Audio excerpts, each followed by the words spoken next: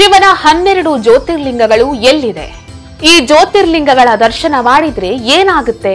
ಈ ಜ್ಯೋತಿರ್ಲಿಂಗಗಳು ಯಾಕೆ ಇಷ್ಟೊಂದು ಪ್ರಾಮುಖ್ಯತೆಯನ್ನ ಪಡ್ಕೊಂಡಿದೆ? ಈ ಎಲ್ಲಾ ಜ್ಯೋತಿರ್ಲಿಂಗಗಳಿರುವ ಜಾಗವನ್ನ ಕೂಡಿಸಿದಾಗ ಶಂಖದ ಆಕೃತಿ ದೊರೆಯುತ್ತೆ.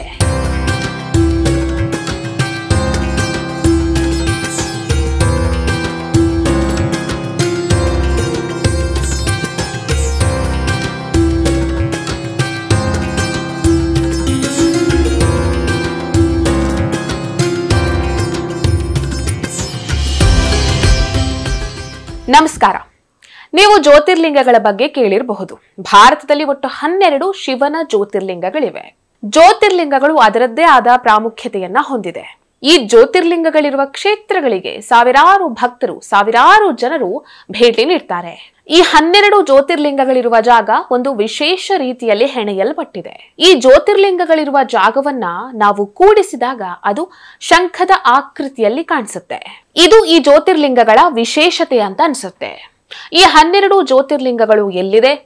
ಈ 12 ಜ್ಯೋತಿರ್ಲಿಂಗಗಳು ಬೇರೆ ದೇವಸ್ಥಾನಗಳಿಗಿಂತ ಯಾಕೆ ಇಷ್ಟೊಂದು ಪ್ರಾಮುಖ್ಯತೆಯನ್ನ ಹೊಂದಿದೆ? ಜೊತೆಗೆ ಈ ಜ್ಯೋತಿರ್ಲಿಂಗಗಳ ದರ್ಶನವನ್ನ ಮಾಡೋದ್ರಿಂದ ಆಗುವಂತಹ ಪ್ರಯೋಜನಗಳೇನು ಅನ್ನೋದನ್ನ ಇವತ್ತಿನ ವಿಡಿಯೋದಲ್ಲಿ ನೋಡೋಣ. ಮೊದಲನೆಯ ಜ್ಯೋತಿರ್ಲಿಂಗ ಸೋಮನಾಥ ಜ್ಯೋತಿರ್ಲಿಂಗ. ಈ ಜ್ಯೋತಿರ್ಲಿಂಗ ಗುಜರಾತ್ನಲ್ಲಿದೆ. ಸೋಮ ಅಂದ್ರೆ ಚಂದ್ರ ಅಂತ ಅರ್ಥ.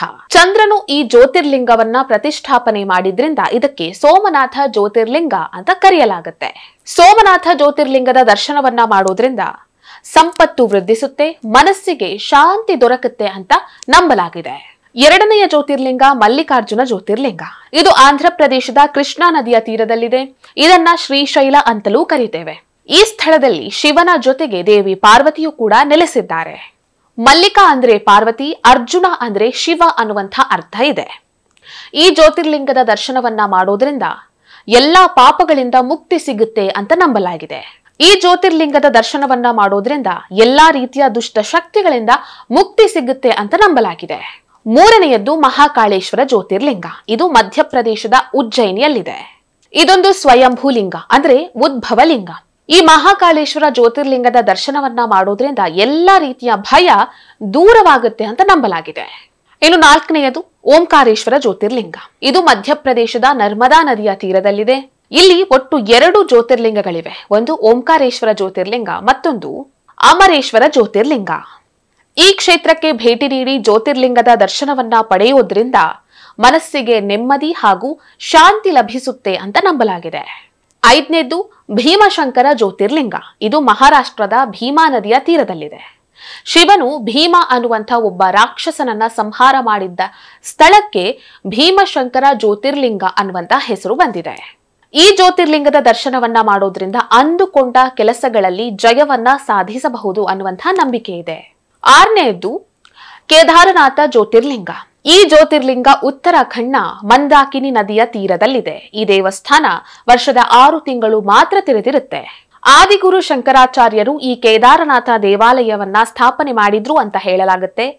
ಈ ಒಂದು ದೇವಾಲಯಕ್ಕೆ ಭೇಟಿ ನೀಡಿ ಆ ಪರಶಿವನ ದರ್ಶನವನ್ನ ಮಾಡೋದ್ರಿಂದ ಮೋಕ್ಷ ಪ್ರಾಪ್ತಿಯಾಗುತ್ತೆ ಅಂತ ನಂಬಲಾಗಿದೆ. ಏಳನೆಯದ್ದು ಕಾಶಿ ವಿಶ್ವನಾಥ ಜ್ಯೋತಿರ್ಲಿಂಗ. ಇದು ಉತ್ತರ ಪ್ರದೇಶದ ವಾರಣಾಸಿಯಲ್ಲಿರುವಂತಹ ಗಂಗಾ ನದಿಯ ತೀರದಲ್ಲಿದೆ.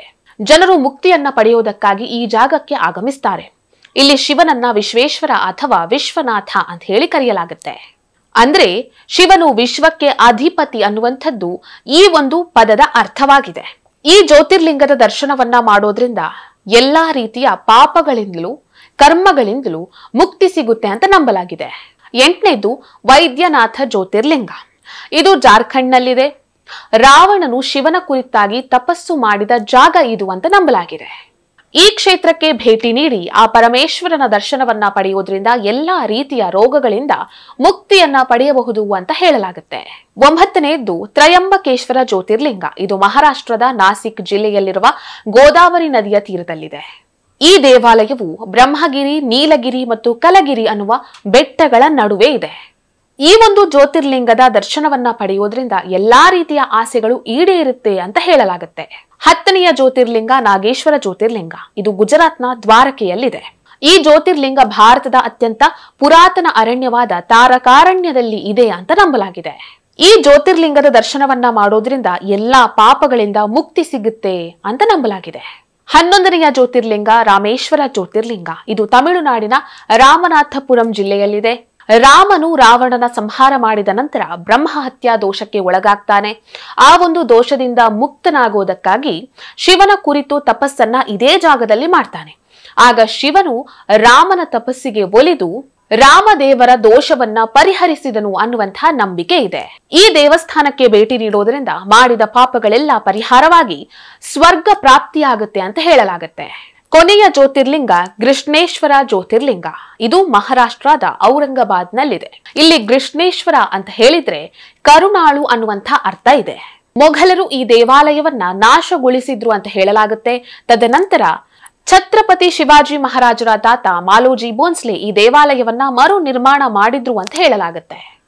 ಈ ಜ್ಯೋತಿರ್ಲಿಂಗದ ದರ್ಶನವನ್ನ ಮಾಡೋದ್ರಿಂದ ಸಮೃದ್ಧಿ ಲಭಿಸುತ್ತೆ ಅಂತ ನಂಬಲಾಗಿದೆ. ನೋಡಿದ್ರಲ್ವಾ 12 ಜ್ಯೋತಿರ್ಲಿಂಗಗಳು ಎಲ್ಲಿದೆ, ಅದರ ಪ್ರಾಮುಖ್ಯತೆ ಏನು ಅಂತ. ಈ ವಿಡಿಯೋ ನಿಮ್ಗೆ ಇಷ್ಟ ಆಗಿದ್ದಲ್ಲಿ ಲೈಕ್ ಮಾಡಿ, ಶೇರ್ ಮಾಡಿ, ಕಮೆಂಟ್ ಮಾಡಿ. ನೀವಿನ್ನೂ ನಮ್ಮ ಹೊಸದಿಗಂತ ಡಿಜಿಟಲ್ ಚಾನೆಲ್ ಅನ್ನ ಸಬ್ಸ್ಕ್ರೈಬ್ ಮಾಡಲಿಲ್ಲ ಅಂದ್ರೆ ದಯವಿಟ್ಟು ಸಬ್ಸ್ಕ್ರೈಬ್ ಮಾಡಿ.